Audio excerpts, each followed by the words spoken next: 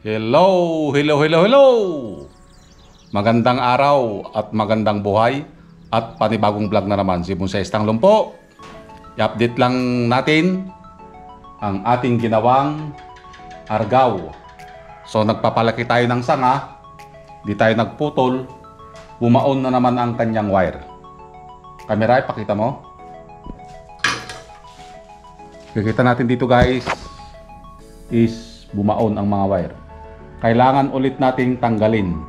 So bago natin galawin, ipakita muna natin kung paano natin siya binuo para magkaroon tayo ng throwback. Okay? Flashback. So yun.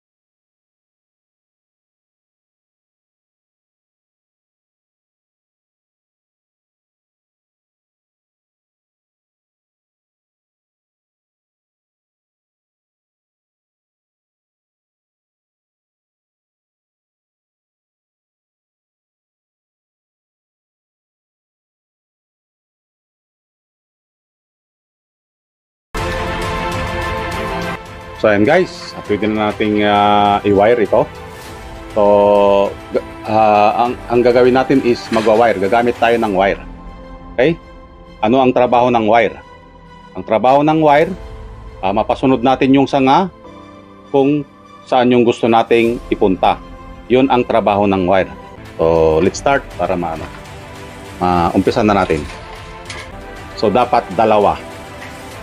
Ibig kong sabihin mag-partner. Okay? Kung may panali ka, ay may tatalian ka dito, dapat mayroon din sa kabila.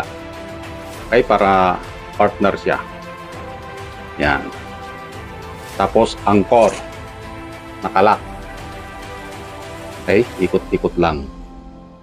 Yan. Dapat wag masyadong mahigpit yung pagkakatali. 45 degrees. Okay? Yan.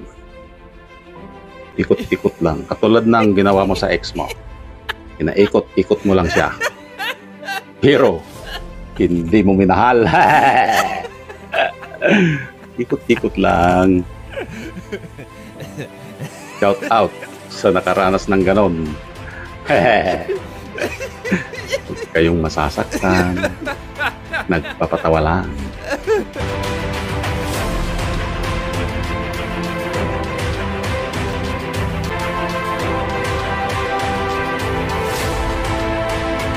So ayan guys, natapos na din natin i-wire. So, na-improve.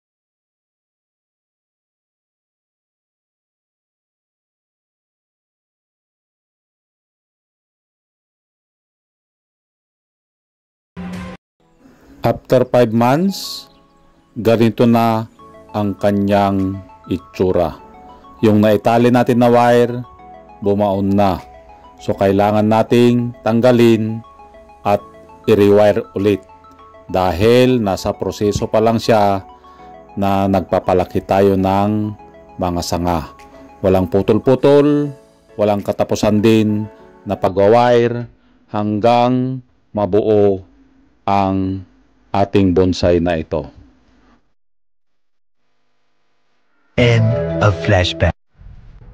So nakita nyo na kung paano natin siya binuo mula umpisa hanggang sa ganito na kalaki. Nag-umpisa sa ganito na maliit na sanga hanggang ganito na kalaki yung kanyang mga sanga. Okay, so let's start.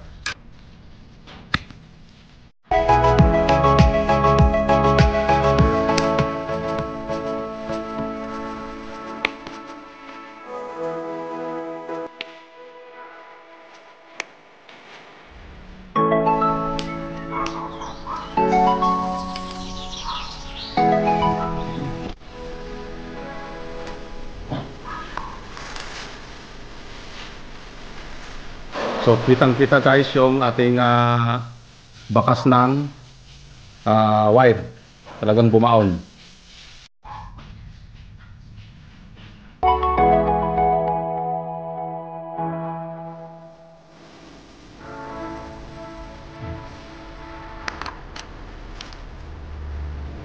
Ayan guys.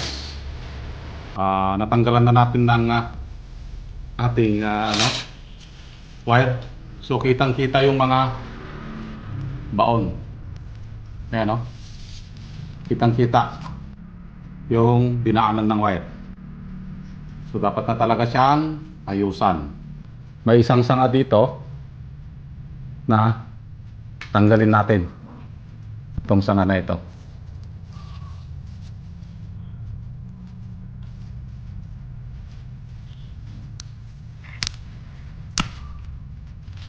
Yan. Ito yung tinanggal natin na sanga dahil natatakpan na. So hindi pa natin ma-imagine yung kanyang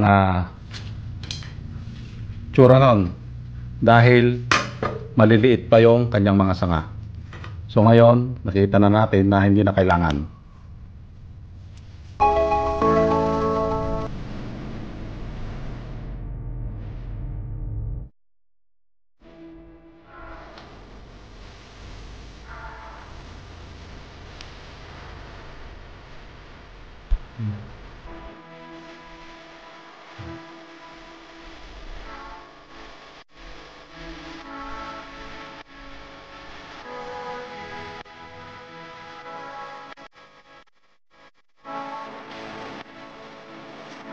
So yung na ganito, iwasan natin na magkaroon tayo ng ganito pag tayo ay bumubuo ng bonsai.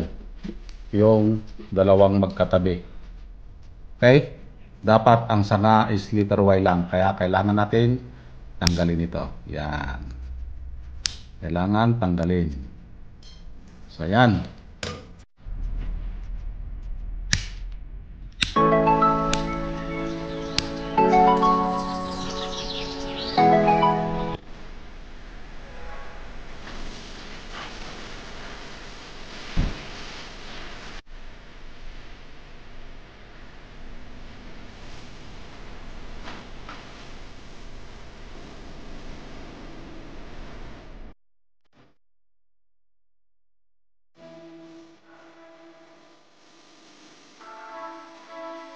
Yan.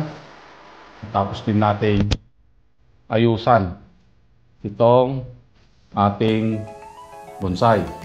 Kung papansin nyo, hindi pa rin tayo putol dito sa mga sanga niya. Lalong-lalo na dito sa portion na baba. Dahil nakapokus pa rin tayo sa pagpapalaki ng primary branch. Okay? Ito yung primary branch.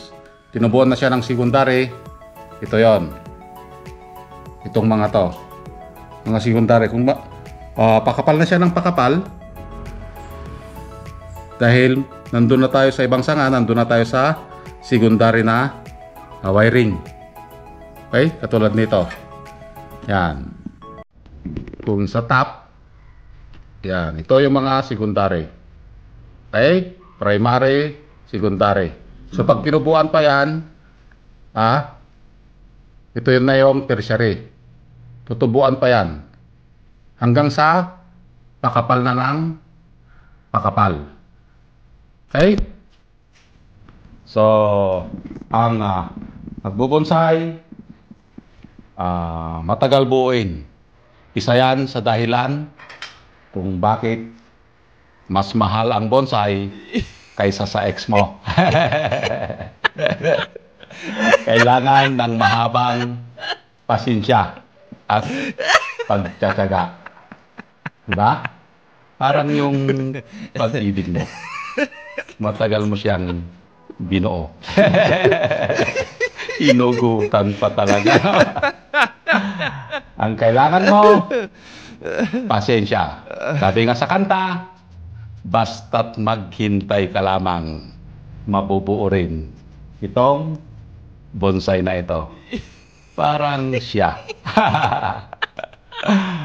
Matagal kanyang hinintay para mabuo yung kanyang pagkatao. Agoy! Inugutan pa. Sana all. So yan. So maraming salamat at nakarating tayo sa dulo ng aking video.